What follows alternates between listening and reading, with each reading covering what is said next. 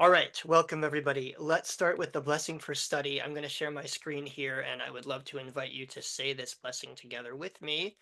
If you would like, you can unmute while we say the blessing, and then we'll turn things over to Rabbi Simerly.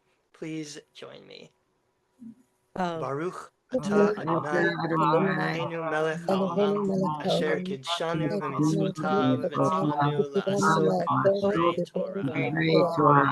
Blessed is the Eternal, whose mitzvot, whose commandments bring us holiness, and who commands us to immerse, to engage ourselves in words of Torah. Today is a day of deep hope. I don't know if I want to say joyousness yet, but hope, and so today is certainly a day where we seek hope in our tradition. And I'm very excited to introduce Rabbi Meeka Simerly. I'm going to let her introduce herself briefly, tell you a bit about who she is and where she teaches, and then we're going to jump into her discussion. But I will say that in my mind, her claim to fame is that her name is so close to mine that at a recent CCAR convention, I accidentally got her name tag instead of mine before realizing it said Meeka Simerly, not Micah Streifer. At any rate, Rabbi Simerly, I'm going to say your name wrong every time. Rabbi Simerly, take it away. Tell us about yourself, and then let's have this discussion. Aha, that was you who touched my name tag. I Gotcha. returned it in my defense. Shalom, everyone. I am Rabbi Meeka Simerly. I go by Rabbi Meeka. Hello, Melissa. I wanted to welcome you to our class today, and I will start by saying that I serve an amazing congregation here at Havre Grace. My congregation's name is Temple Adis Shalom. And I just started my 4th year here, and I'm still a happy camper. Thank you so very much, Micah, Rabbi Micah, for hosting us and for making this opportunity available to all of us for studying together. I cannot think of better timing for the topic that I brought in to teach today. I'll just disclose that I am giddy with excitement. I hardly slept last night due to the news we all got to hear about possible peace in the Middle East, and that all parties signed a contract, if you will. And with that, the topic of my class today is called, in Hebrew, Shlomit Bona Sukkah, which means Shlomit is building a sukkah for peace. In just a few moments, I'm going to share my screen now, and let me give you a background about, can everybody see? Very good. Shlomit is building a sukkah of peace. Shlomit bona sukkah shalom. This is a really very well-known song that's written by Naomi Shemer, who is still, even after she passed, is Israel's most beloved songwriter. She was often referred to as the first lady of Israeli song. And what's significant about this piece is that it was composed in 1974 as a hopeful and symbolic vision of peace during a time of tension in Israel post Yom Kippur War. And Yom Kippur War happened in the Middle East region, October 6 in 1973 through October 25 in 1973. And Naomi Shemer composed this piece after the war ended. So I'm going to invite someone to raise their hand and in just a few moments, because I'm going to sing the first verse and the first chorus. We were going to actually play the song, but for technical reasons, we weren't able to. And since I'm a cantor, I'm going to have a cantor as well as a rabbi. I'm going to have a stab at singing this beautiful song in Hebrew. It goes like this. שלומית בונה סוכה, מוארת וירוקה, על כן היא עסוקה היום. ואין זו סתם סוכה, מוארת וירוקה, שלומית בונה סוכת שלום. ואין זו סתם סוכה, מוארת וירוקה, Shlomit bona sukkot shalom. And so on and so forth. And I'm going to ask our volunteer to read the English translation of this beautiful song. And since I can't really see, maybe Rabbi Micah, can you pick someone who's raising their hand? Are you able to see Sure, everyone? if And somebody would like to volunteer to read, please just wave at me. Otherwise, I can be our reader if no one wants to. Oh, I see Alfred. Alfred, that would be great. Thank you. Shlomit is building a sukkah full of light and greenery, and that's why today she's so busy. But it's not simply a sukkah, green and full of light. Shlomit is building a sukkah of peace. She will not forget to lay out the lulav and the myrtle, hadassim, a branch of green willow, rava, a pomegranate within its leaves, and all the fruits of autumn with its fragrance of orange groves. And when Shlomit says, "Look, it's already finished," suddenly something wondrous will happen. All the neighbors will come. It will be a swarm, and there will be room for everyone. Then, through the roof of branches, with a bright glow, as though it were a diamond, the twinkle of a star will shine. Shalom, wondrous Sukkah.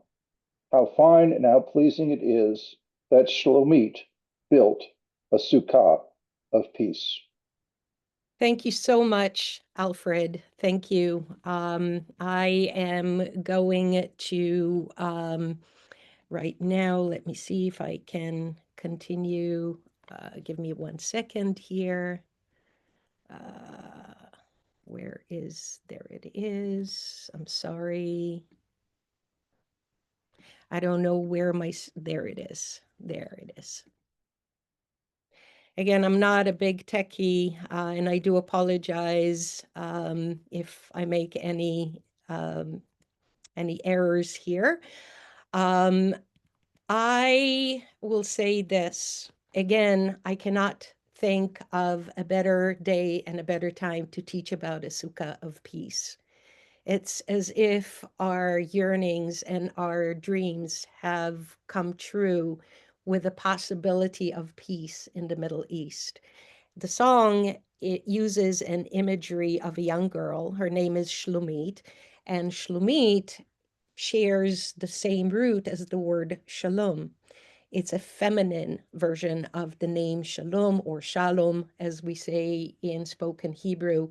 It also shares the same root with the name Salaman in Arabic. And this is a metaphor for constructing peace in a neutral location, building peace with fragile walls, as the title of our class today has suggested. And Sukkah, if for some of you who have had the chance of dwelling in a Sukkah, it is not a permanent structure. It is a structure that comes up and goes down every year. And there's a really good reason for that. And the sukkah, which is fragile, is an open, it contrasts with walls and fortresses, symbols of conflict and division. And again, remember that Naomi Shemer wrote it right after Yom Kippur War. Through simple and childlike imagery, this is, if we listen to the song as Yafa Yarkoni sang it, or even Naomi Shemer, there is a simplicity and a childlike experience when you actually read the words, even in Hebrew, even more childlike than the English translation. This is Shemer's. She conveys a powerful message. Peace can be built with intention, gentleness, and hope, even when the world around us is uncertain. So the song became popular in schools. They still sing it in Israel, in peace rallies and cultural events. And it continues to resonate with messages of coexistence and reconciliation in Israeli society. I cannot think of a better holiday that the release of the hostages is going to happen, and the prospect of peace is will take will be in fruition and of course we are all waiting to see how all of this will unfold. And now, after we had a few moments to share with the song, let us take just a couple of moments to read quietly the translation one more time. And then I'm going to jump into asking you some questions about it as well. So take a few moments, just a couple of moments, and I'm going to try to include everything in here. There I you also go. put the words into the chat, so if people want to read it there, they can do that as well. Absolutely. Thank you very much, Rabbi Meeka.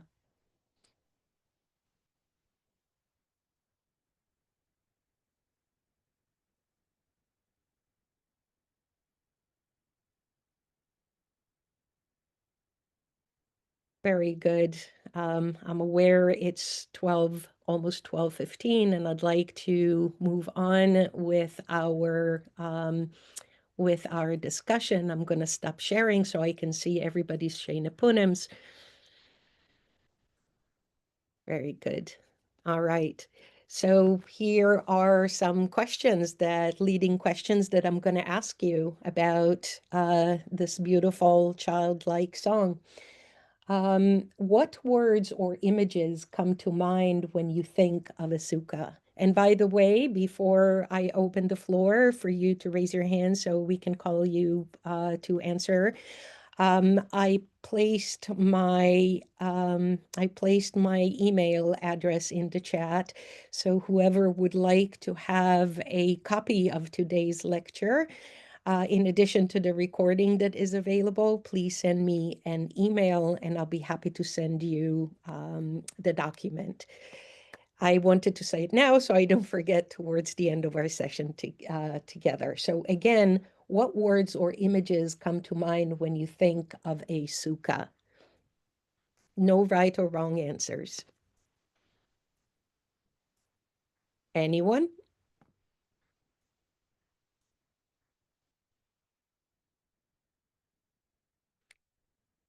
David. Remember to unmute you. Exactly. You're still muted. Yeah. There.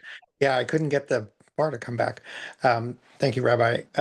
This is an odd one. I grew up in New York City, but I now live in a very not Jewish place. And I've been back in New York the last few years in October during Sukkot and seen in Brooklyn people having built their Sukkot team, if I can say it that way. Sukkot. Is that the plural? Yes. Sukkot. Okay. They build their Sukkot in their balconies of their high-rise buildings. So they are outside, but they are in these buildings. And to me, it's this beautiful testament to, bringing the tradition to whatever situation you're in and continuing that on. So that's when I was a kid, I only went to Sukkah once, and it was indoors, and so it was at the 92nd Street Y. But seeing these ones outdoors on the balconies, I just find really inspiring. Thank you. Thank you. Very, very inspiring. Thank you. I see Aviva and Yehuda raise their hands, and then I'll ask Bob to chime in. So Aviva and Yehuda, shalom lachem. Shalom, shalom. There's so many images that are wonderful. Of course, I've known this song for a very long time too. A girl going out to build a sukkah, leaving. If you know, in the United States, when we think of a home, a lot of people tend to think of a house surrounded by a yard. But the reality is that in Israel, most people live in apartments. And if you think of a house being the safe place, you got your walls around you, you got safety, but you don't have people around you. But then you go outside and you build a sukkah, which is open to the weather. The walls are flimsy. I mean, in our tradition, they were just old sheets making the walls. And you feel safer because everybody comes in. And the safety of all the community around is so much more than the safety of your own four walls. That's the image that I get. תודה רבה. You know, I want to add something that I just said to Aviva, that I love the fact that there's an anthology of song that everybody in Israel knows, and that everybody can sing all these songs together. You know, watching the memorial yesterday on television and seeing everybody knew all the songs. And it's just like, we don't have anything like that in this country. And it's a thrilling thing that people can sing together like that, all the way back through history. That is just a wonderful thing.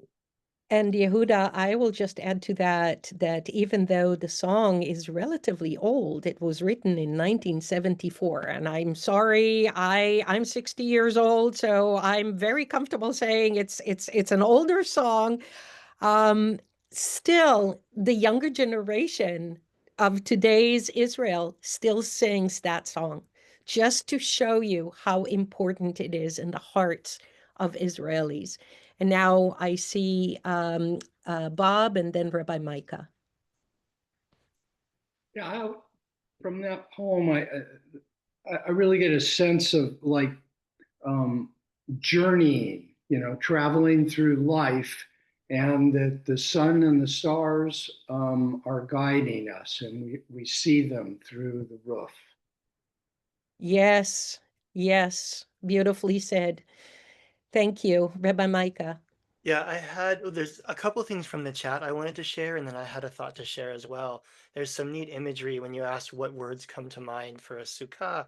People said things like joy, serenity, greenery, shade, coolness, wind, as well as the idea of being together just after the conclusion of the past year, and getting together to celebrate the wonder of the season. So that's all in the chat. And my thought when you said what comes to mind is I always associate the sukkah with the other flimsy structure we build, which is the chuppah, the marriage canopy. They are both flimsy things that have no business being called houses, but they actually symbolize these really powerful, strong foundations in our lives, like relationships and peoplehood and relationship with nature. And so for me, the idea of placing our shalom in a sukkah is so powerful, because that's where we place all the things that matter most to us, is inside these flimsy houses that we have to keep safe by ourselves together with the people around us. Thank you so much, Rabbi Meeka. Beautifully stated. I'm going to move to my next question that I'll bring up for discussion here, and that is, what might the sukkah represent beyond its literal meaning of a sukkah that we utilize for Sukkot? Why green? And I highlighted every place where the word green or greenery was embedded within the song. So again, my question is, what might the sukkah represent beyond its literal meaning, and why green? Alfred just put in the chat the word Eden. Alfred, you mean Garden of Eden? Like it represents the piece of the Garden of Eden? He's saying yes. Okay. Beautiful. Any other thoughts? Life and growth, I can read as well. Absolutely.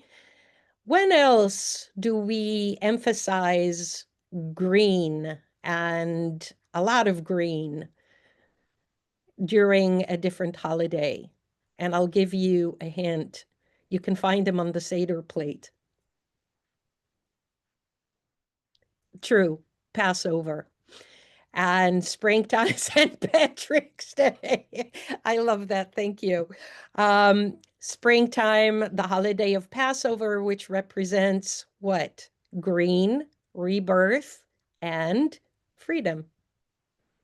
So again, these are all embedded very deeply in our old agricultural society of Israelites since the days of the moving from being slavers into free people. Another question that I have for you, unless somebody has anything else to add, the next question is Sukkah of peace, a Sukkah of peace, Sukkah Shalom. What does that phrase mean in the context of our world today? Who are the neighbors Shemer is referring to?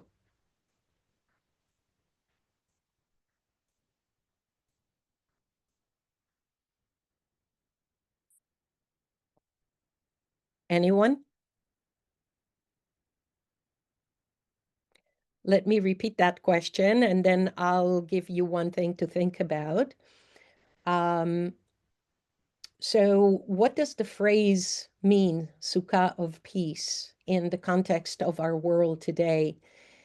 It's not obvious. Who are the neighbors Shemer is referring to? Let me give you just an anecdote about Naomi Shemer.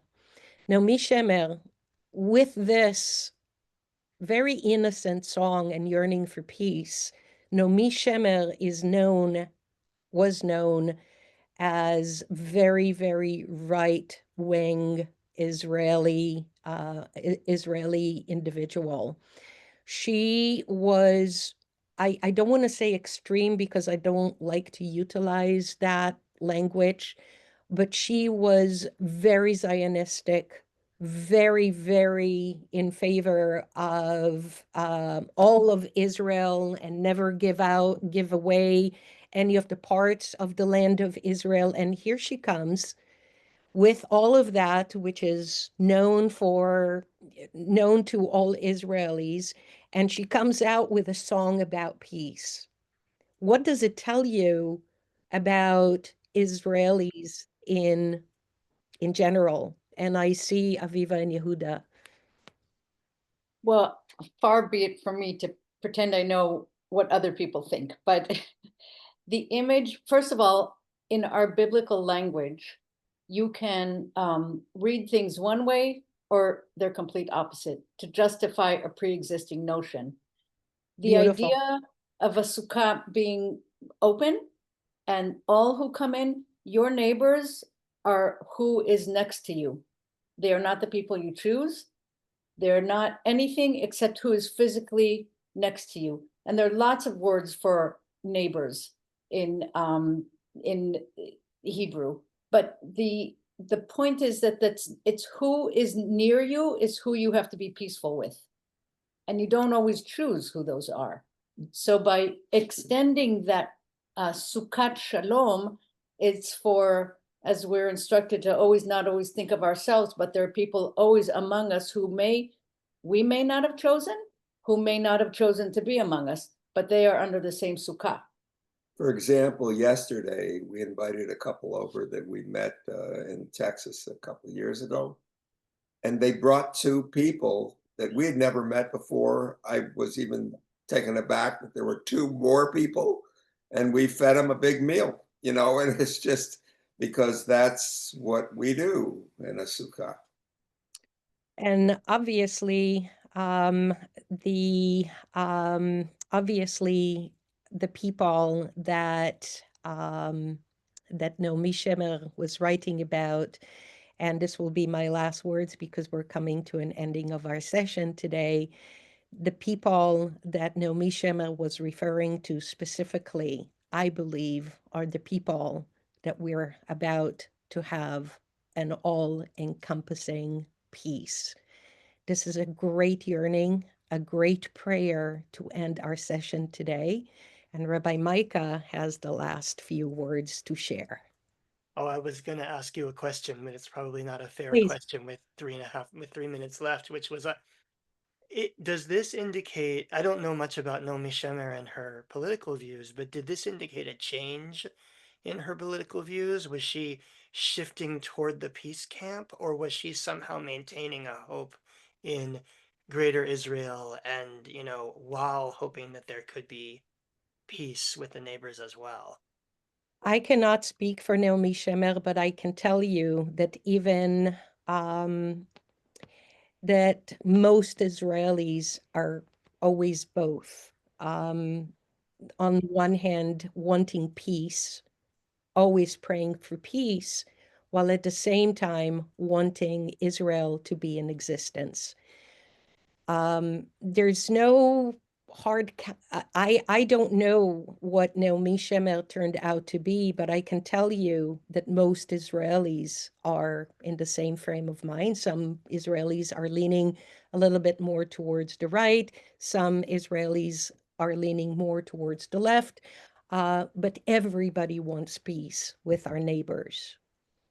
Do we have time for one more comment, Micah? Okay, David. Hi, Rabbi Meeka. Thank you for your presentation today. You mentioned at the beginning the name of your congregation, but I don't think I heard where it is, where you're located. I'm located in Havre de Grace in Maryland, and the name of my congregation is Temple Ades Shalom. Thank you very much. Of course, of course. And any last words, Rabbi Micah, before we end our session today? Yeah, let me end by saying thank you to Rabbi Meeka for teaching many of us a new song and teaching us something about this song.